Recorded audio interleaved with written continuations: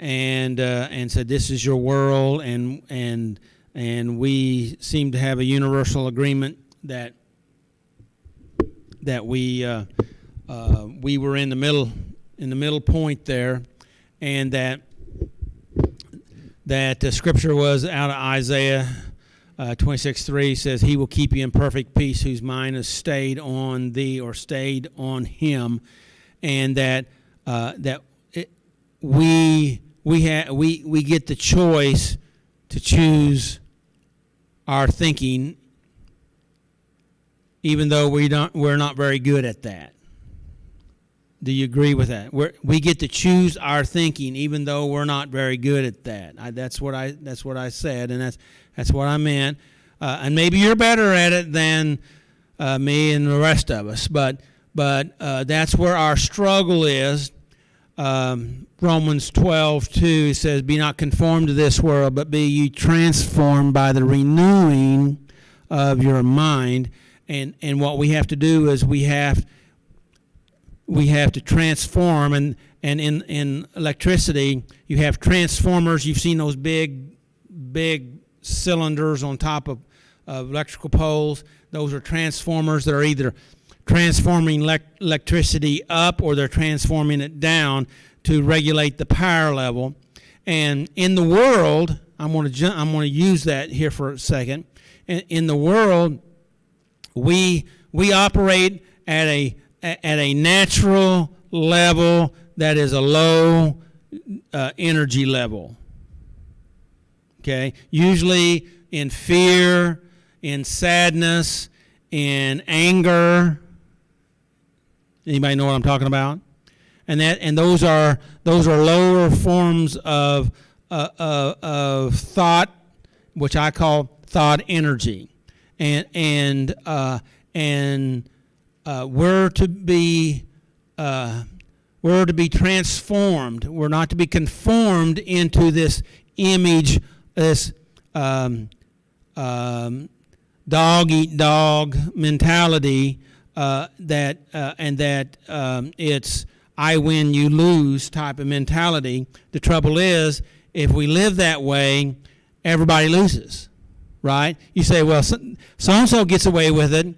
Well, that's just your perspective at this particular moment.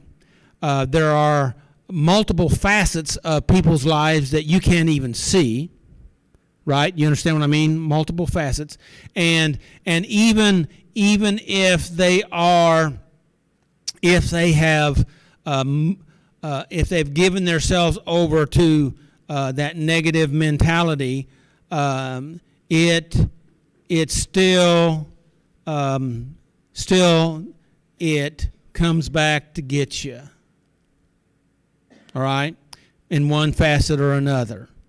And so what we have to do is we have to be transformed by the renewing of our mind. And how do we do that? We do that by changing our thoughts. Instead of being at the lower thought or the lower level of thought, or what Paul talked about, the carnal nature or the lower nature, we need to move into a higher realm of thought, and that basically the highest realm of thought is love. Okay. Love. God is love. It's love, and He is the source. In fact, He created us, and in fact, even science is now saying that that they have found out that the empty space is not empty. There is a wave out there, a force that is a constant force, and they're even referring to that as love, that connects everything, and that's what God is. Okay?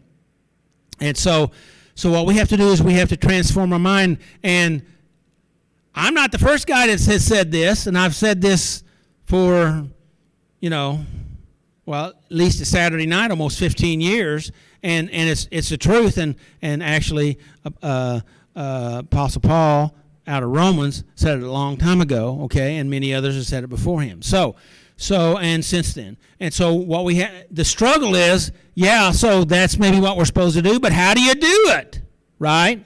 How do we get there? And if you remember, we started off with our world as a circle. Can you see all right? Am I in your way? And we decided that where we wanted to be in this world was right here.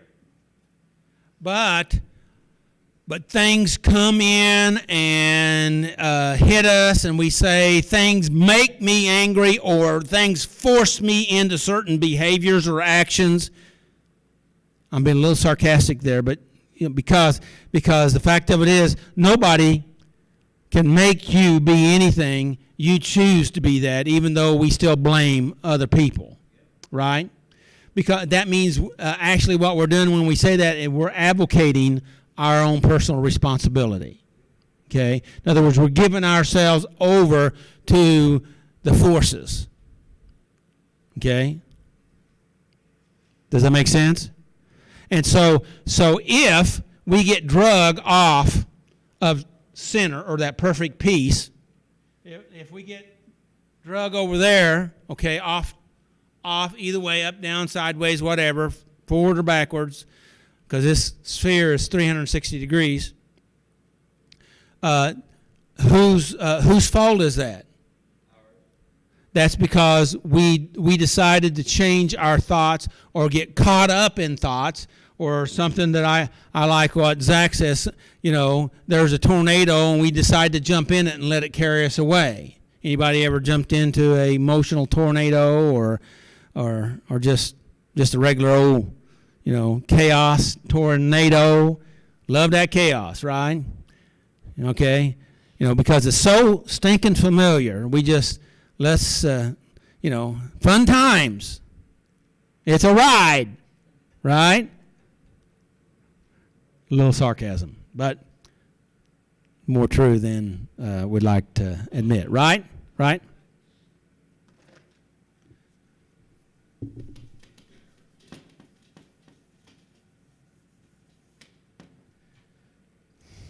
That was 3 weeks ago, I think, or maybe more. This was last week. We decided that what we wanted to be in the center of things. This is us. And over here is the outer world, wanting to push us around. Anything pushing you around from the outer world, trying to drive you, trying to push you. Yes. It's all there for all of us, right? Okay? And then we had this over here. We had the waves of the inner force, okay? The inner force. That means inside of our head.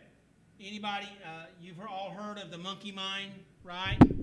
The monkey mind, and that chaotic mind that wants to just, it's almost like it's pounding, beating on you, forcing you, wanting to pick you up and carry you away emotionally. Follow me?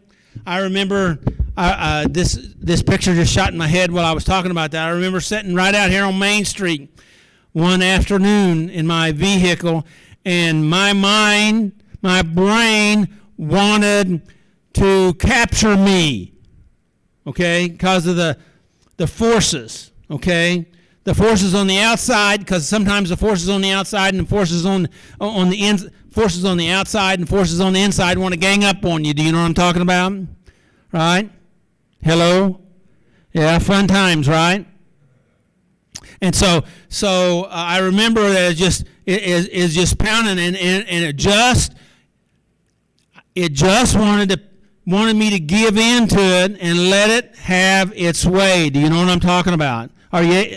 You're able to recognize that? Because see, sometimes there was a time in my life I couldn't even recognize that. Does that make sense?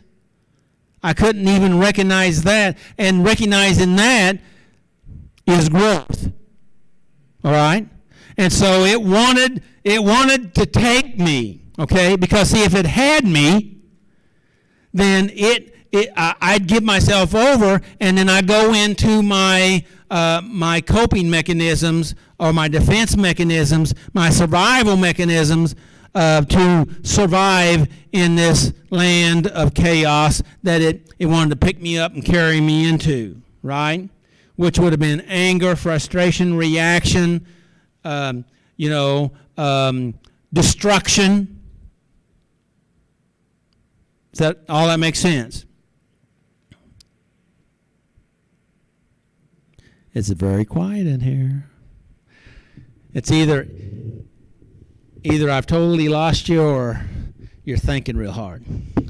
And so here we are, and we're and if we can recognize this, congratulations. That's awareness. That doesn't fix anything yet, okay?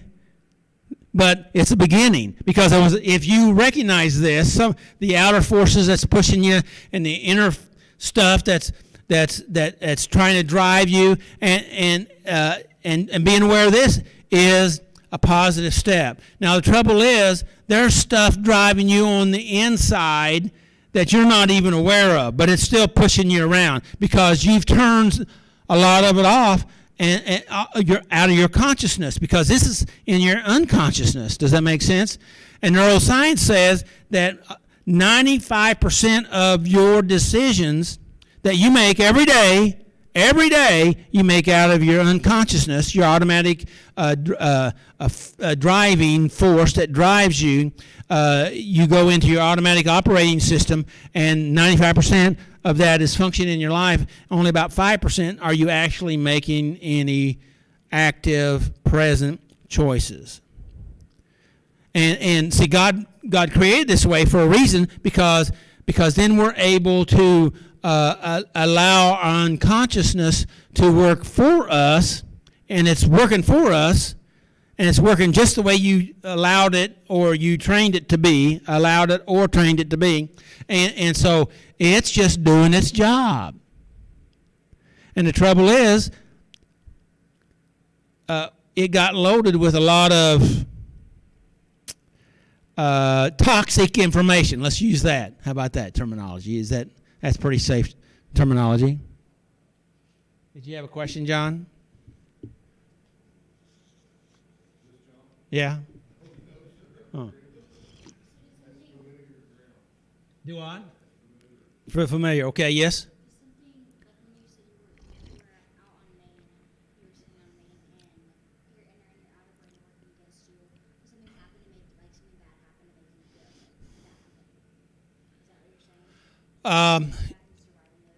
Yeah, well, the pressure was there, and actually, I don't even remember what the forces were, what the particular circumstances were, but it just, I remember being there, and actually, what I did, the technique that I implemented to try to help me from losing it, because if I'd have gave my thinking over to those forces, and when I say forces, I'm talking about the circumstance, situation, and go into a reactive coping mechanism of anger or my whatever to survive. If I'd have gave over to it, then I'd have been sucked down that toxic rabbit hole. And what I wanted to do is, I knew that I would be better off being able to hold on to my consciousness and stay in conscious control, okay? And the trouble is, we are not very good on being able to maintain focus or consciousness,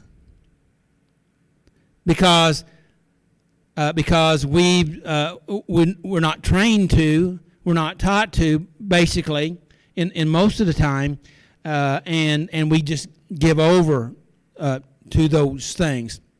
And when it keeps running you off the cliff, you say, wait a minute, I got to do something different here, okay? And so what I did was, I started trying to capture my conscious thoughts by controlling my conscious thoughts. And at that particular day, I started visualizing and counting backwards from 100 and breathing between each count, visualizing like I was going down the elevator, starting at floor 100 and then going to 99 and trying to consciously stay control of my thoughts instead of allowing that to sweep in and take over my thoughts, because soon as you allow yourself, soon as I would have allowed myself to get flooded with emotional stimuli, you follow what I mean? You get pumped up with cortisol and other chemicals, and because and the tendency is to get angry, and you get enraged, and you get pumped up with a chemical, and then you go into that vicious downward circle of self-destruction, and I didn't want to go there. I wanted to stay in control instead of going into my automatic pilot. Does that make sense? Did I answer your question? And so I counted backwards from 100, and if I missed a number, I started over. Started over at 99, and trying to stay in control and conscious, to practice being conscious by being able to hold my consciousness, okay, where I want it to be. So if I could do that, because psychology says you can only think on one deep thought at a time. Deep thought. You only think on one deep thought at a time. And so if I'm able to control my thought, and the reason why I see it, I visualize it and I see it, and I'm saying it out loud, I'm hearing it, I'm going slowly, and I'm breathing, then I'm using different areas of my brain, and I'm trying to capture as much as I can to stay in control of myself. Does that make sense? Yes. Well, I'm just wondering if, because I'm dealing with, like my inner child. Years ago, I told her years ago, she was told to shut up, be quiet, and I made her, I made her be quiet, and she's still there. So I'm just wondering how much subconsciously she's not controlling a lot of my behavior, and I'm not realizing that.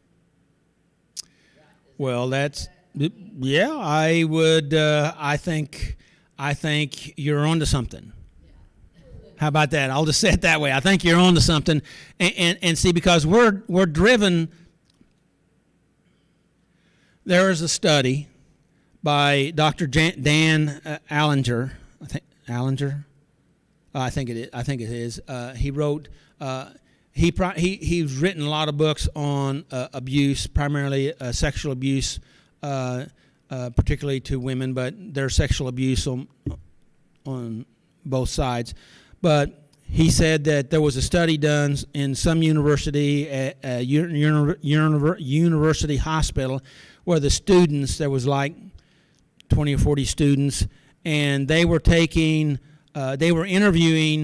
folks girls that came into the hospital for sexual abuse, and they entered the information into their records, their medical records, and 25 years later, somebody wanted to go back and do a follow-up study on these individuals that they did this. Now, I'm just telling you what, and I'd heard this research from a couple different people, so I'm assuming that it's true, that they went back 25 years later, and they went and visited. I think there was, I don't know, less than 100 that they did this with, but like 60 to 65% of the women that they interviewed said that they had never been sexually abused. They had no memory of it. So what am I saying? I'm saying that Dan Allinger, I'm not saying his name just right, we'll just call him Dr. Dan. How about that? That he was saying that somehow, some way, people were able to hide this from themselves. These traumatic events, and his conclusion and my conclusion is that was their survival mechanism. Is just turn it off, okay? But just because they turned it off didn't mean that it stopped the emotional effects that was going on. Okay? In other words, they didn't have it consciously in their mind, but it still affected them. All right? So, I'm saying that to say I think you're on to something. Does that make sense? and the trouble is we don't know. Now, when people come and see me and they talk to me and they say, well, I think this or I think that, and I said, well, and they said, but I don't know if it's true. I said, well, it doesn't matter if it's true or not. Now, that sounds kind of weird, but see, the reason why I say it doesn't matter is because if it's affecting you, that means we need to deal with it. We need to figure out what's going on to try to help. Does that make sense? Yeah. And if it's and let's don't get stuck on this. We just got to deal with the emotional trauma issue that's going on the best we can to try to heal and figuring out if it's absolutely true is for down the road somewhere. Does that? And we do that. We segment that. They call that segment. We segment ourselves, and we all do that to survive. But listen here. I use the hand as we segment ourselves, and we do that. And real healing comes, and this is not easy, but it's healthy. Okay, that we bring the parts together. See, because we hate those other parts, so we deny those other parts. We beat up on those other parts, and hell no, we don't want to get together, right? So we stay this way on purpose. Why? Because we don't want to connect. But see, even those other parts that you've segmented from have good stuff to give you. Yes, there's some pain there, but there's also some strength there, and there's also some experience and wisdom and insight that can be very valuable. And you only tap into it in particular situations in your life, and you're not all there when you're there. Does that make sense? Is that too much?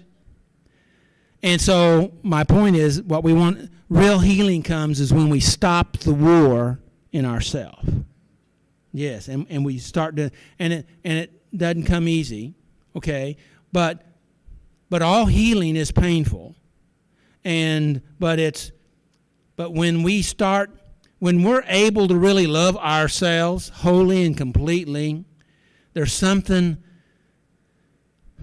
We're more apt to be able to be in this center place and be affected less by the external or internal forces, okay? And because we're able to be in that place of peace. Peace means we've stopped the war, and the war is not on the outside. War is on the inside. Is that too much? Yes, sir.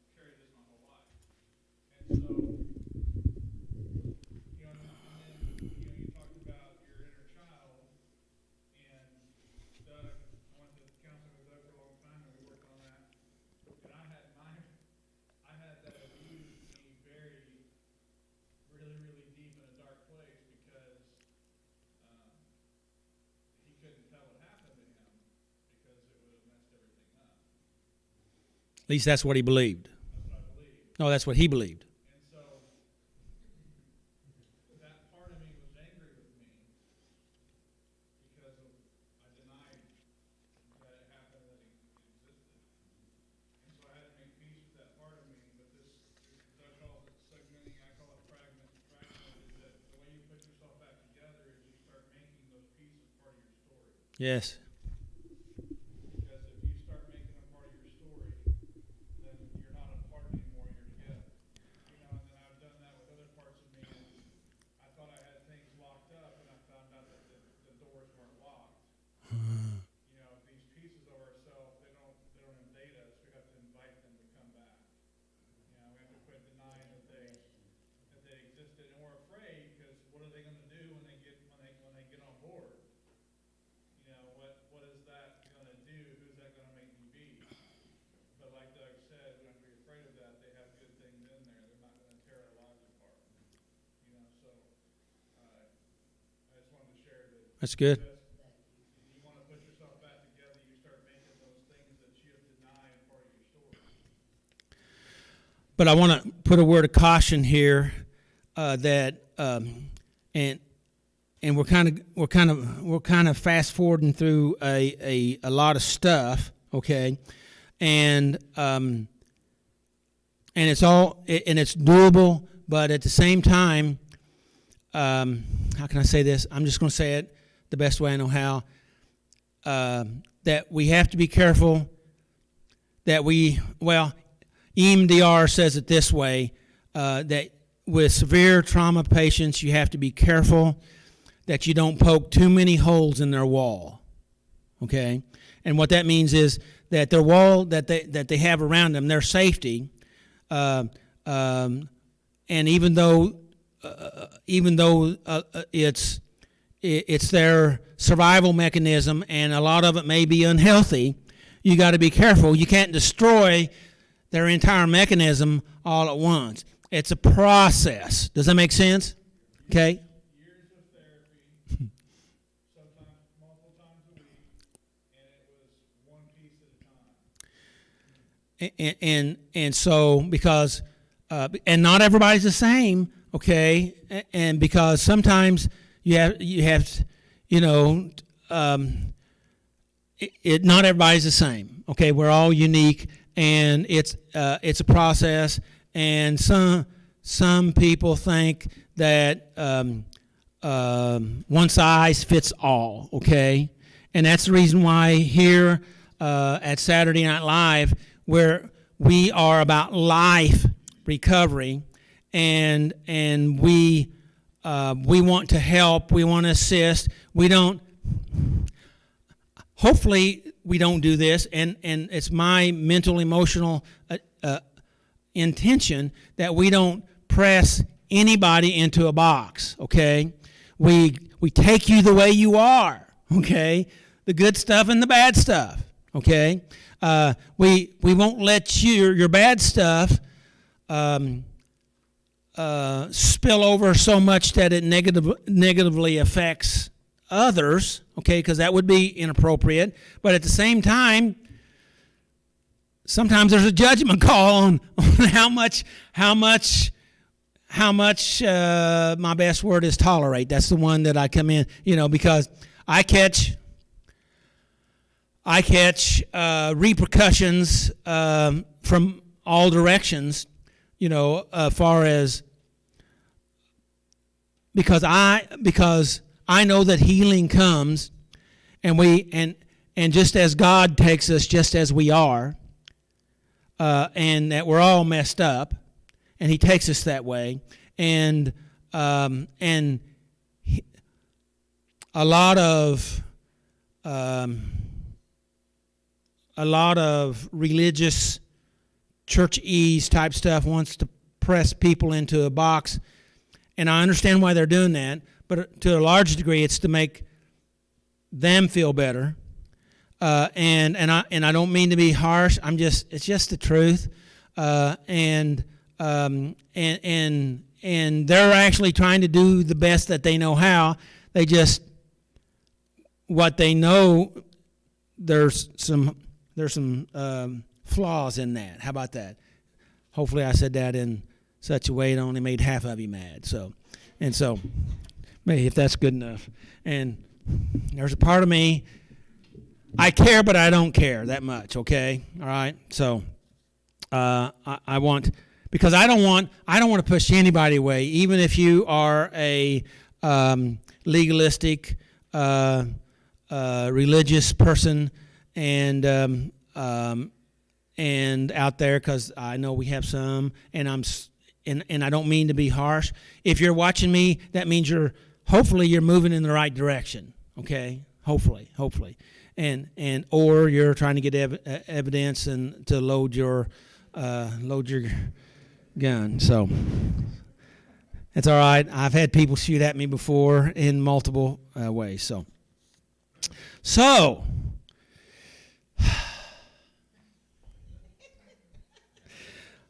Yeah, I don't know if we are or not, but thank you for your question, and I know I've given you one tool here about the counting tool, which was very beneficial for me to try to get myself to learn how to focus, and I've talked about that in the past, but I got some other stuff that I want to share, and I don't know if we'll get that far, but I've got 2 pages of notes here that I haven't covered hardly. So you had a question or something? Or you forgot? Well, I think you answered it. I was just going to say what you were talking about here was the drama that we have had at some point in time, and we may not even realize that we're having it at the time, but it comes up. Oh, yeah. Reaction, Oh, yeah.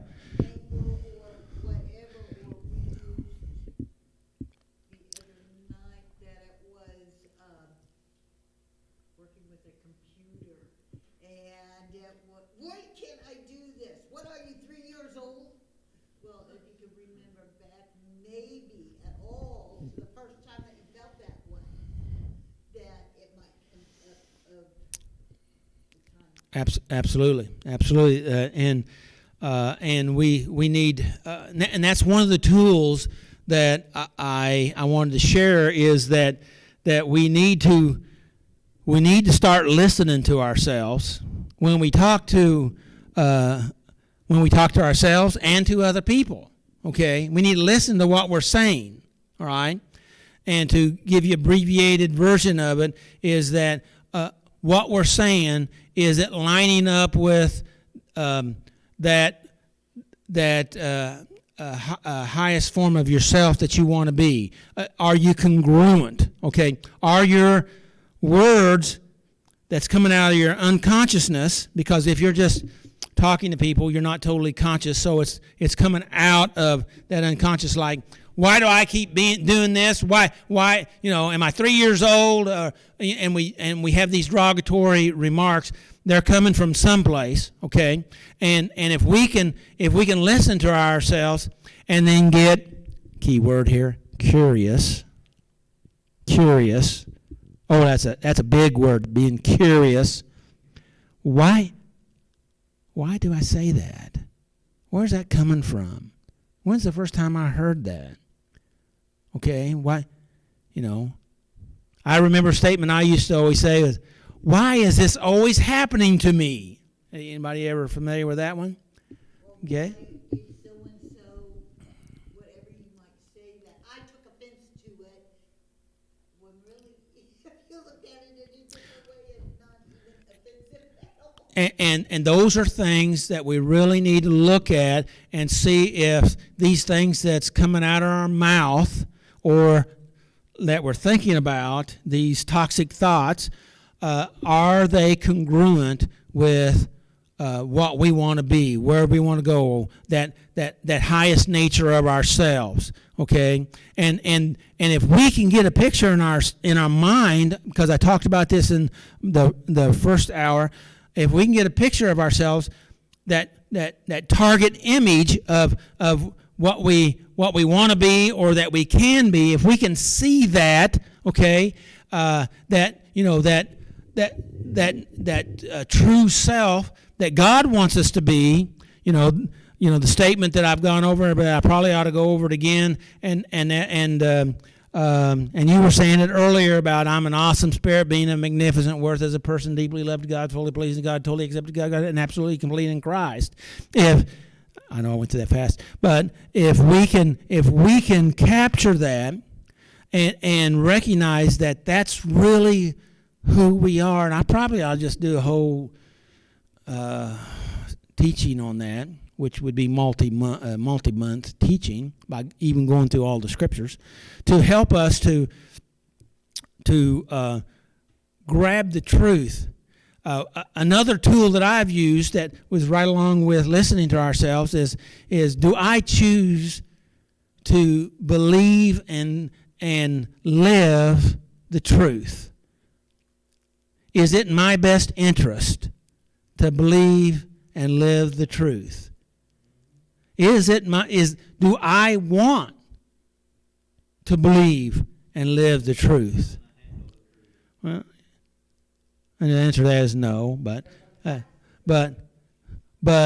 you can begin, right? Because see, we've been hiding so long, we can't handle the truth. So we start, and I would do some of those things that you were talking about. I recognize these thoughts, these statements, these things that I'm driving myself with, and I say, now, is that rational or is that irrational? Is that the truth or is that a lie? And we begin to look at that, and do I want to live my life on lies? Do you want to live your life on lies? How's that going to work out for you if you do? But yet we do.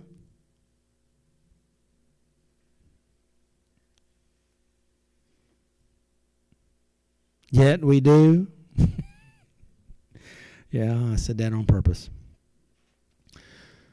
Because even neuroscience says that our brain works against us a lot of times and lies to us and punishes us to try to get us to do what it's used to. That's a hard bitter pill to swallow. But let's get off that. That's too much. And so here we are. We want to begin to try to, and what I'm talking about here, whether you realize it or not, I'm talking about your subconscious, trying to reprogram your subconscious. All right, and I'm gonna wrap up with this because this is as far as we're going to go. But I want to hit this. I want to make sure I get this covered, and that is this. We hard-headed guys and girls, folks, all right, usins out there in TV land, we're used to living by force, right? Whether you realize it or not, it's all about force. It's making myself do this, forcing myself to do this, beating up on myself because I did this. I punish myself until I conform myself in the right image. By the way, that never works, but we'll get to that later. And I'll give you evidence on that.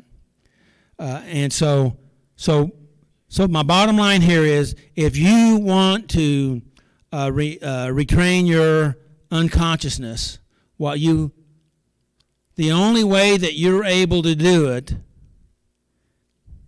is with kindness and with love, because if you use force, it closes up on you and shuts down and turns you off and then takes control,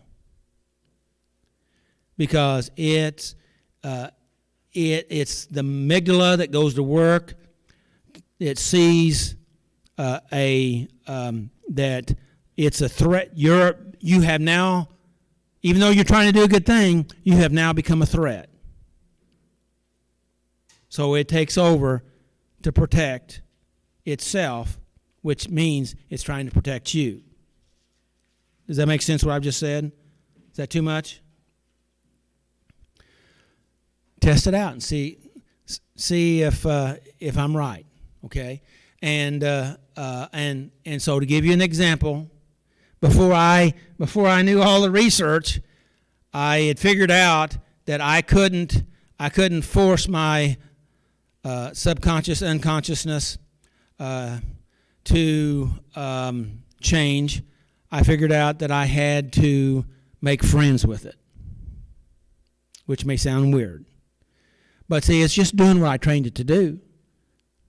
Just trying to take care of me. You know, I was in situations that I just cognitively black out. Now I didn't pass out. Things went black. I was still functioning, but I went black. Okay? And that was scary because I couldn't control me when I wasn't there, even though I was still functioning. Does that make sense? And that's what happens with oftentimes with alcohol and drugs and other things. True. Anger. Ooh. Yeah. But see, when we're not there, then we have an excuse. Say, well, I'm not. I was unconscious, so I'm not responsible. How does that work out? When they come and put you in that little snuggie jacket. Yeah. And so what we have to do is we have to make friends. We can't attack our unconsciousness. This is what I did. I'm going to give you my lingo. I know I was driving down the road, and this is what I said, and I'm wrapping up with this.